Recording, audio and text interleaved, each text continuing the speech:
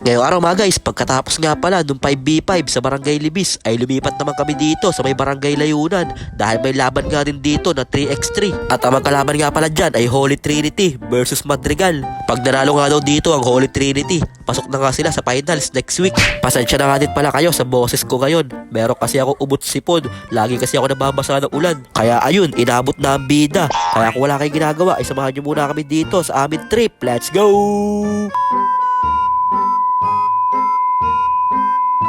So, ayun po dahil 2-0 na nga yung 5v5 nila sa basketball, ay dito naman tayo susuporta sa 3x3. Kaya pagkatapos nga ng laro nila sa Barangay Libis, ay dumiretso na kagad kami dito sa Barangay Layunan para suportahan nga natin itong 3x3 ng Holy Trinity. Sabi naman sa inyo, magaganda yung laban dito sa municipal. Bumagsak pa si Idol dun, walang nahuling isda. Kaya nasa Madrigal na dito ang bola, tumira si Idol, grabe naman yung shooter. At puro malalakas nga din itong mga player na nilaban ng Madrigal sa 3x3. Ayun, bantatangkad pa nila. Kaya nahihirapan dyan ang Holy Trinity na makatira dahil tapal-tapal sila. Pero sabi dyan ni Idol, ganito lang kadali ang basketball, pinapahirapan yung mga sarili nyo. Kaya na kay Idol na dito ang bola, nadarat nyo sa basket. Pero sabi dyan ni Buboy, hindi pwede yun, hard foul ka sa akin. Quality ka talaga, Buboy. Kuwang-kuwa mo mga laruan dati ni Kuya Philip.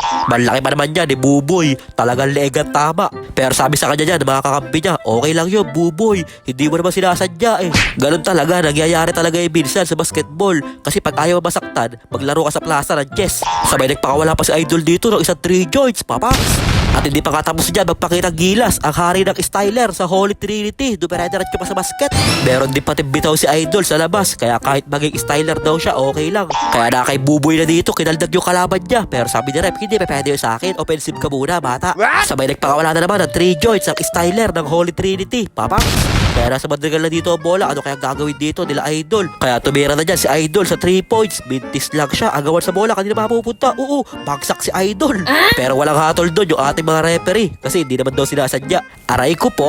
At dito lamang na nga din ang 3 points dyan ng Holy Trinity, hanggang 21 nga lang to, tas meron ding oras, hanggang 6 minutes lang ata. Sabay na paul pa dito ang styler ng Holy Trinity, kaya bibigyan nga siya dyan ng 2 free throw. At habang tumitira nga siya dyan ng free throw, eto mga kakampi naman niya ay tamang food trip lang. At ayaw ko na mag voice over, hinihigal na ako, panoorin nyo na lang yung last shot nila.